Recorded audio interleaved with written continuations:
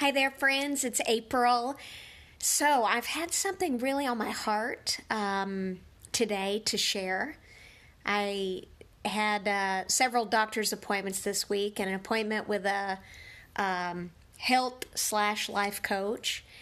And I wanted to just kind of hop on here and share something with you that I think is really important, something that I'm focused on. And I want to share with you what it is and why it's important. I think all of us need this.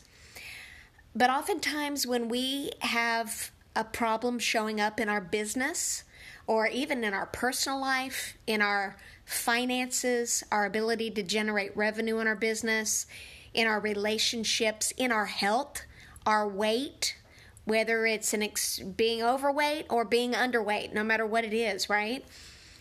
Everything about us is interconnected as a human being. Like our whole body is a system. The mind, the spirit, the emotions, the physical body, like all of it. And the mind is the mind, will, and emotions.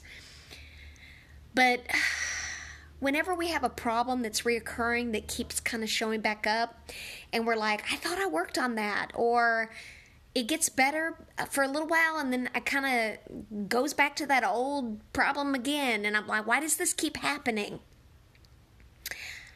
I've learned over the years that the reason why we have things that continue to happen is because we've been trying to solve the problem externally. It's kind of like putting a Band-Aid on something instead of solving it at the root cause, which is internally. It's inside. So I've gotten really focused lately on healing inside. And I've been feeling like I've been in a shift for a while. Remember, I don't know, if you're new to the group, I went on a walk and was praying, asking the Lord for guidance. This was around July 16th. And He revealed to me that I was in a shift, an internal shift. And I believe there's other things that's going to be amazing that comes from that as well. I'm excited, actually. But I got really committed for my health, improving that. And I also got really committed on doing my internal healing. I just got to a place where I'm just tired of talking about healing and knowing about it, logically understanding it and what needs to be healed. I'm going to give you an example in a minute. But I'm done talking about it. Like, I am going to just heal myself. God's really our healer, don't get me wrong, but I have to take the steps to go walk through that process and let Him do the healing. You see? Symptoms. Let me tell you some symptoms that have shown. This is really personal, so it's kind of hard. I almost want to say it's hard to share it, but I'm going to share it anyway. Some symptoms that you've got a deeper problem, like in my own life, whatever that is, right? Or even in our business, some symptoms that have been showing up for me and in my own relationships is my husband has shared with me several times that I am too direct, and that in my communication style, and that he is asking me to be more feminine. He said, I don't want to be married to a man. He said, I want to be married to a beautiful, loving, soft, feminine woman. And I'm like, I'm not saying it sharp. I mean, I'm just kind of just saying it. He goes, you don't even notice that you're doing it. He goes, and he was so loving the way he said it. He said, can you please just be soft? And, it almost brought tears to my eyes because I didn't even realize it. Another symptom that's been showing up in my relationships that I didn't know what was the cause, that I'm currently working on, is I have a 9-year-old daughter, and my daughter's been acting angry and distant from me, like she doesn't want to be around me. And it made me sad, and it was hurtful. And what I want you to know is you can't be your best self when in your business, in your work life, if something's going on at home. You know what I'm saying? That's why I knew I needed to get this stuff at home really buttoned up and just back on track. But she's been pulling away. It's been going on for, I don't know, a year or more. And it got to a point where I couldn't deal with it anymore. Like, I just want a loving, connected relationship with my daughter. This week, I sat down with her and I made an appointment with her, and I said, Ailey, I want to talk to you. I want a loving, connected, close relationship with you. Can we talk? She's like, no, I don't want to talk about it. I'm not going to talk about it. I'm not going to open up. And then she finally softened a little bit, because I softened. I wasn't direct like I normally have been in the past. And I just said, what is it that's bothering you? And I just listened. I was fully present. And I wrote down what she told me. And there were several things that she mentioned. She said, I just want you to hear me and see me. She said, you're not there. I feel invisible. And I was like, whoa. I had no idea I was even doing that.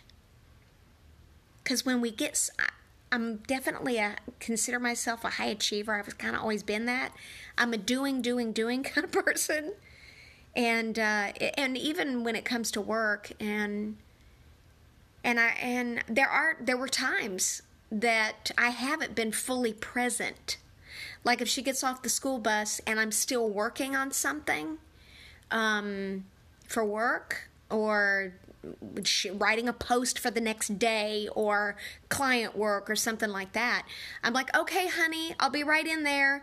And she'll be telling me something, and she said, Mom, you're not listening. Makes me almost want to cry right now.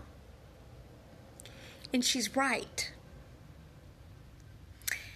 I haven't been listening and as present as I need to be with her, and also with my husband at times. It's not 100% of the time, but it's enough to where it's just causing friction and it's unhealthy, you know?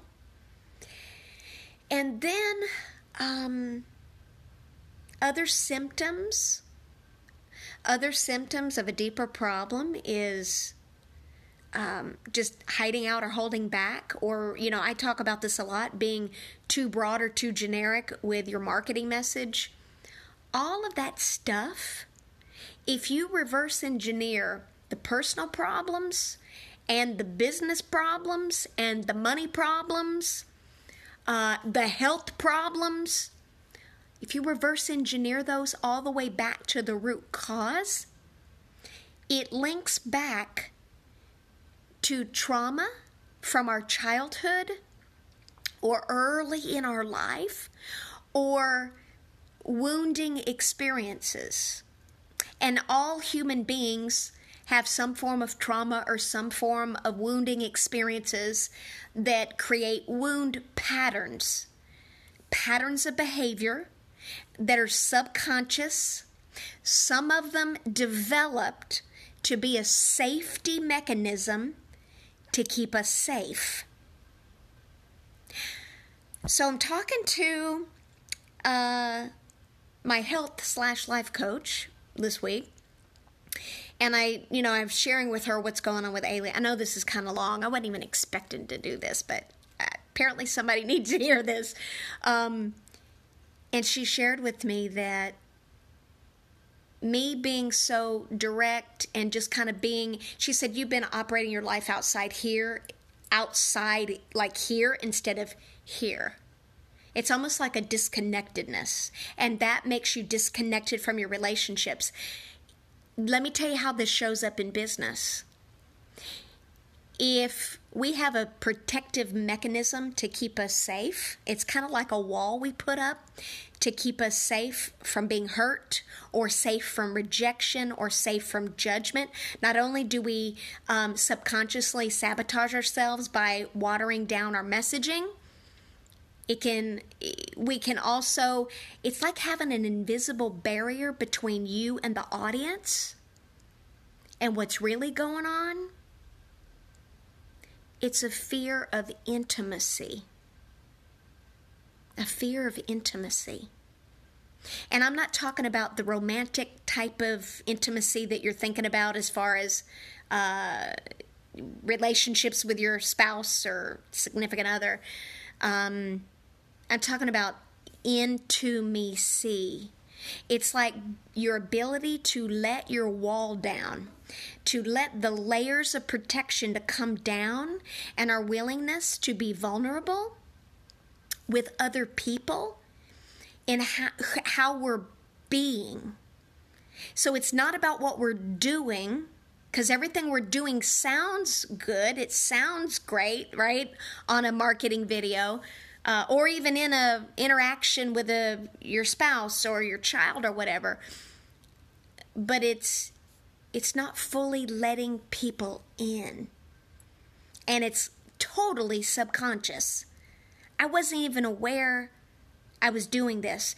So I started to do some deeper, really kind of thinking about, how is this fear of intimacy that's causing me to keep almost like this invisible barrier between me, my own child, for goodness sake, my own, right? My relationships, not all the time, right? It's almost like you fluctuate back and forth from having the guard down and having the guard up. Let me just say, I'm just ready to heal this. Heal in general. But I started to see, you can always find the source of it by looking back in your history. So I was going back and retracing my steps back in time. I'm like, when did I have a traumatic experience? Because the traumatic experience that I had, that I believe was probably the catalyst that caused me to be numb emotionally at times. And that causes you to not be able to have intimacy and build real relationships with your partners, with your spouse, with your children, with your friendships, with even in business, right? With your customers and clients and potential clients. And I realized that I was pregnant at 16 years old. I was in an abusive relationship. It was mental and physical. And it was bad. Especially the emotional piece. I had thoughts of suicide. I tried it. I tried to attempt it by taking whatever in a bathroom one time because it got so bad I couldn't take it anymore. And I took the remaining, there was a bottle of aspirin, just like bare aspirin in a medicine cabinet, and I took the remaining amount of that, thinking I'm just going to end it. I was probably 18 years old. I can't believe I'm sharing this so openly. Apparently my wall's coming down. But I'm sharing this because, of course, it just made me really sick. It wasn't enough to make me pass out or have to go to the hospital, but I was ill, like violently sick at my stomach. But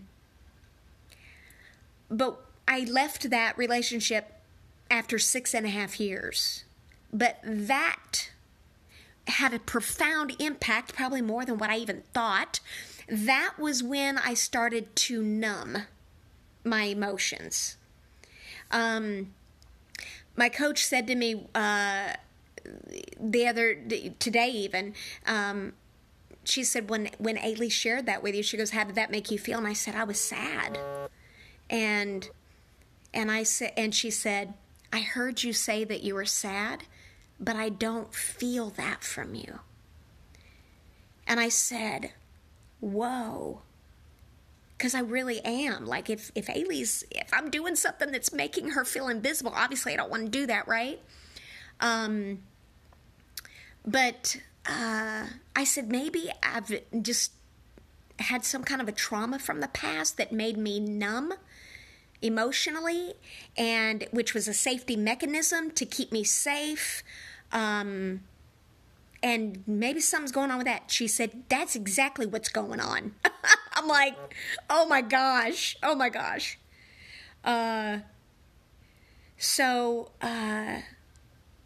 Anyway, so my point is,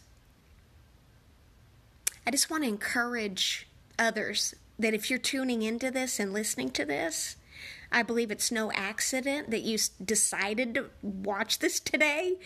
I encourage you to do the internal healing, because it will actually directly impact your personal relationships to improve those, but also directly impact your business and your situation. The symptoms that you're experiencing may be radically different than what I'm experiencing.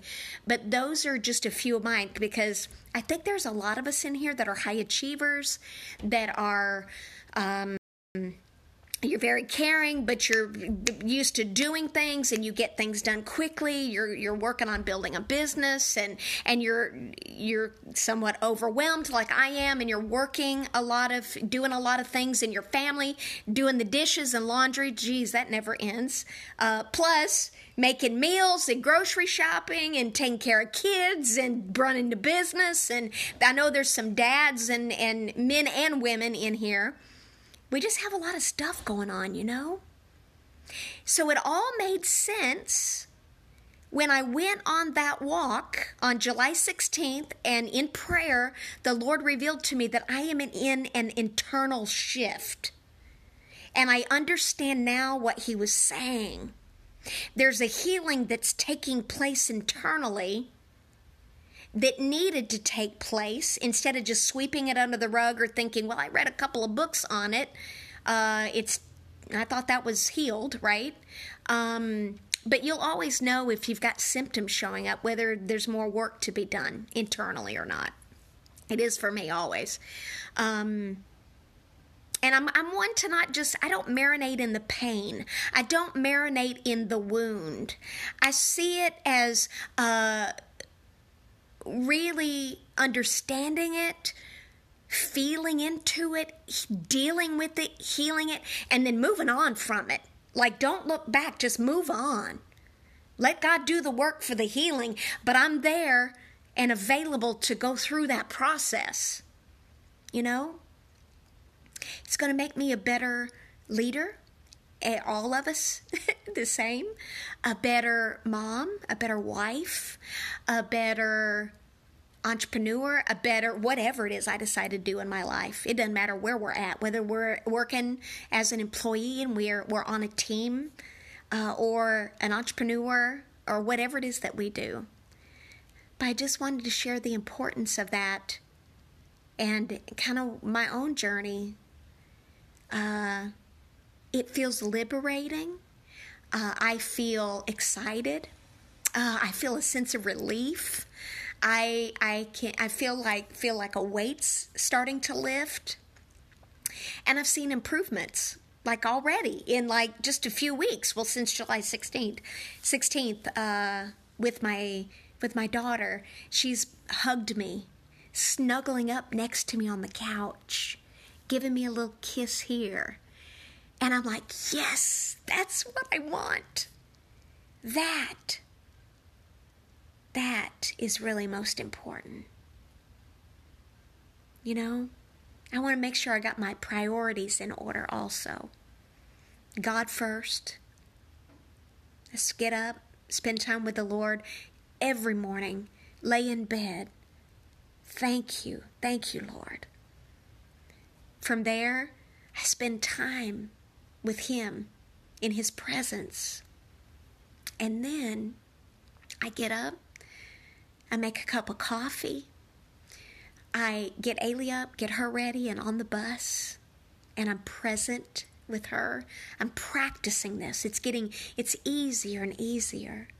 I'm feeling my emotions and connection, like more of this connection that I haven't felt in a while, instead of just being on autopilot, like just really being present. It's a practice, and it gets easier the more you practice it, I've noticed. And then from there, I come back and I usually read scripture, the Bible, and spend time in prayer, listening, a little bit of journaling, and then that's when I start my day. That's part of my morning routine. Let me just tell you, I'm not very good at the walking and the exercise and the moving my body part. I'm getting better at it. Some weeks better than others. Who can relate? I mean, I'm going to add more of that into, because I know that's all part of wellness and health. That's part of what I'm doing here. Adding in at least 3 days a week, if not more, of 20 minutes, 30 minutes of walking is best. Even going for a walk outside, going to the gym, elliptical trainer, whatever. But what I've known is when we're healthy, mentally, spiritually, physically, emotionally, that is when our cup runneth over, our cup is full, and we have actually more to give to those that we serve. That's when there's real impact. Lives are changed, impact is made. You're operating at peak performance.